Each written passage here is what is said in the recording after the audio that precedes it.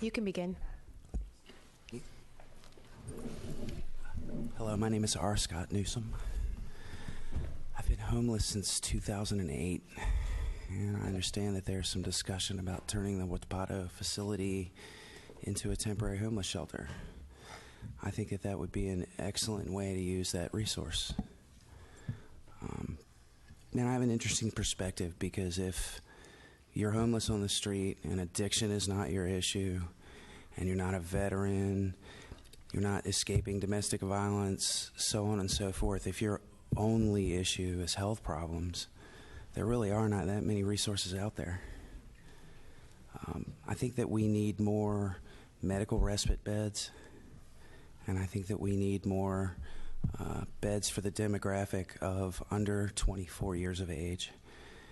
Homelessness is a lifestyle better not learned, and especially at those ages.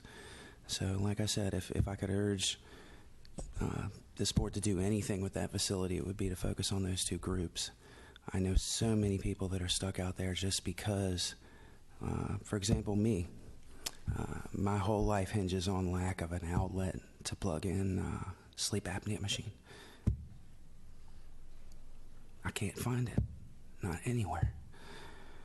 Oh, please help us. Thank you. Thank you.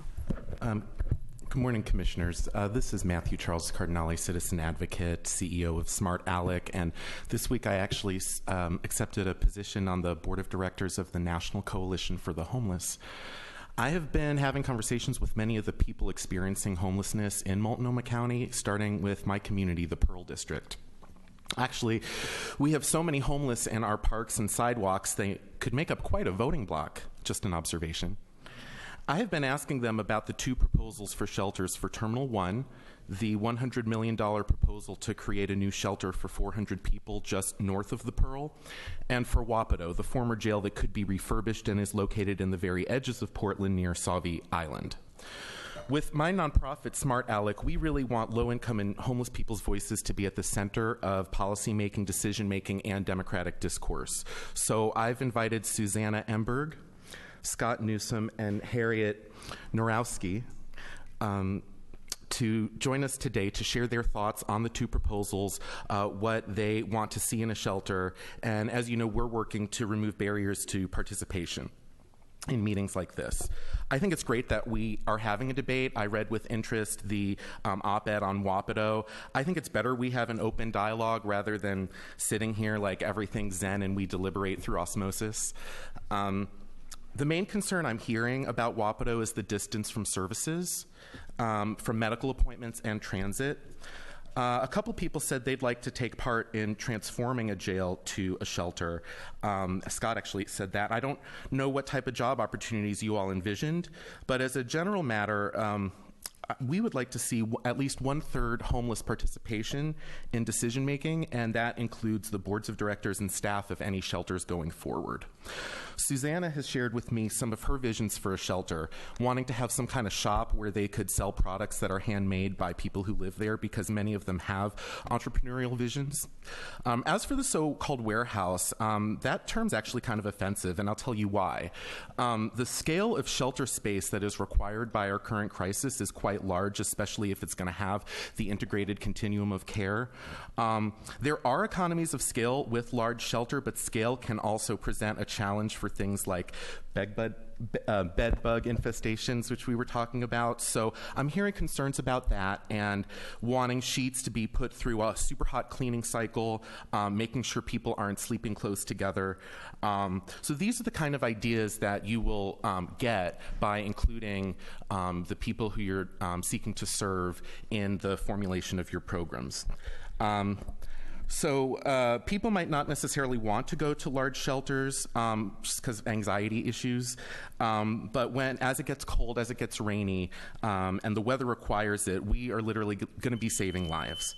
So thank you very much, and hopefully we'll continue this program. Thank you. My name is Susanna Emberg, and we brought all of this stuff because this is homelessness. Everywhere you go, you take everything you own with you. You can't leave it. It's gone.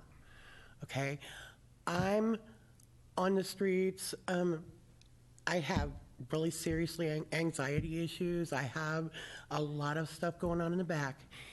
I was going to do this beautiful little speech, but over the last 3 or 4 days, we've seen stuff going on among the homeless community that's really kind of, I don't know, frightening to me. I've been approached by a couple of different police officers and several other people in, some kind of position, whatever. And they're literally badgering me to get into a shelter. Get off the streets, get into a shelter. They don't realize I am working my way through the situation as I can. I cannot go to a shelter. I can't sit in a room with 30 people I do not know. I can't do it. I will have a blind panic attack and run. I will literally go right out in traffic. I don't know what's going on. There are a lot of people. Most of my close circle are people who don't fit in that little warehouse thing. I've been in a couple of those shelters. I can't do it. But yet, right now, I'm being pushed. Get off the streets now. I don't need a bed in a shelter. I need a space that's safe. And when I get that space that's safe, I can work through my issues. But I can't do it in this situation. Thank you. Thank you. Good morning. Good morning. I'm Harriet Narowski. On Wapato, it's very far out. I don't think you'll get cooperation from the homeless. It is a jail. Again, I do not think you're going to get cooperation. The connotative meaning of that building now has changed. The one you're going to spend thousands and thousands of dollars on, we need that money now. And maybe could renovate a building downtown that is already built and just needs, maybe homeless people to help build it, and they would be grateful to have the work. In 1995, I was homeless for the first time and in my car because I could not be in a house with that much energy and noise and roommates. I ran. Consequently, it led to taking medications and following a doctor's orders for the last 23 years. However, in 2009, I was homeless coming home from Massachusetts with my mother who needed a lot of health care. And I went the route of the shelter and was in and out from the sidewalk to out of Jean's place in networking within 6 months. Now this time, I don't want to be in the shelter. Every time I think of what happened to me in that shelter for those 3 months, my heart breaks, the tears begin, and I am hopeless. So I'm back on the sidewalk meeting these wonderful people who've got my back. But that's very hard to come by. I've been out on the streets again now 3-4 weeks now. They're the only two people steadfast and not ripped me off yet. I didn't have a lot to rip off, but my tent is gone, da-da-da-da.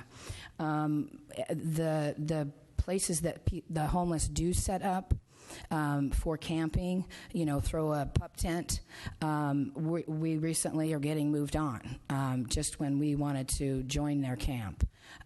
If there was, an empty parking lot or something where some of us could throw tents downtown instead of, being harassed. What are you doing? Why are you still out here?